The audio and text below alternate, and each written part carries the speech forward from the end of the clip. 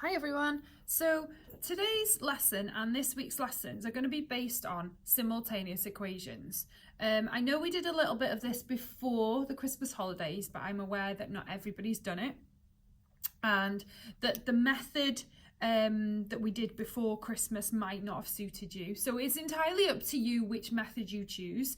You've got the one where we use symbols, or I'm going to show you just very simply how you would solve simultaneous equations using the algebraic method. So today's lesson has two questions very similar to the two that I'm just about to go through, where one pair of equations, the x's are the same, and on the second the y's are the same. Okay, so I'm going to show you simply when you have a letter that's the same in each. Okay, the next video I will show you where there's one different. Okay, and then my last video on this week will be where you've got to form the equation yourself, which is your last lesson. Okay, so a couple of questions each lesson on this.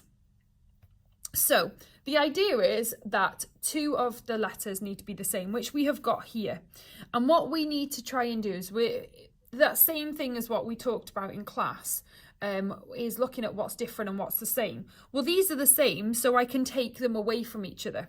So what I'm doing is I'm taking away this equation from this equation. Okay, and if you remember rightly, what we're trying to do is we're trying to find a value for x and a value for y. Okay, and the easiest way to do that is get rid of one of them first, so you can work out the other, and then use that answer to work out the first one. Okay, so if I take away x, I'm left with nothing. So that's what I wanted to happen. I want to get rid of one of them.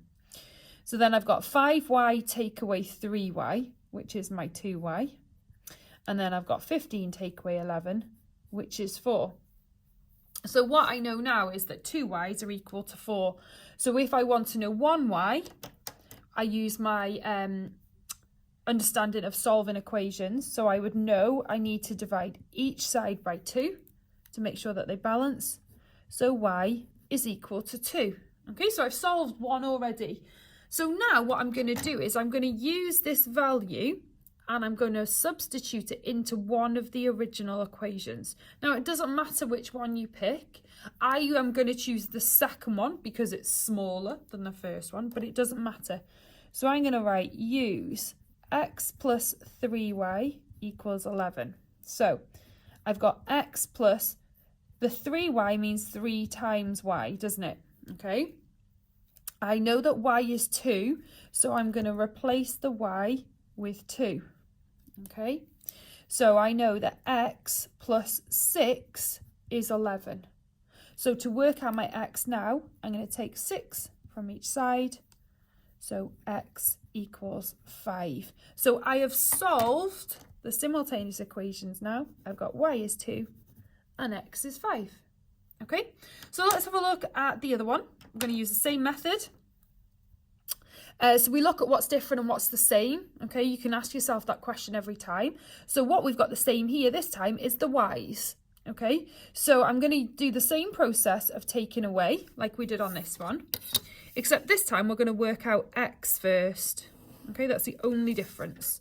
Sometimes, and I think on one of your questions, these are the other way around. So the smaller one is first. It doesn't matter, still take them away, but you can do it the other way around. So you can take the bottom one, the top one away from the bottom, if that makes sense.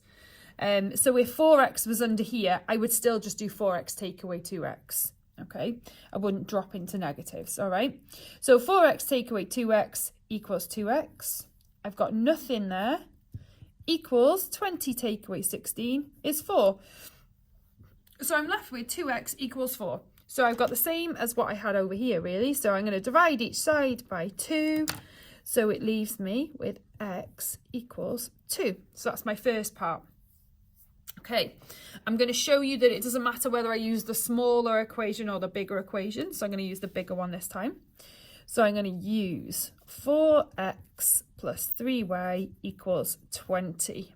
Okay, so what I know is I'm using x as 2. So I know that's 4 times x plus 3y equals 20.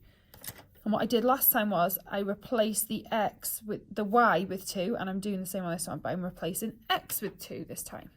So 4 times 2 is 8, plus 3y equals 20. So I need to solve it. I take 8 away from each side. So 3y equals 12. One more step. Divide each side by 3. So y equals 4. So there's my answers. X equals 2 and y equals 4. Have a go at your questions now.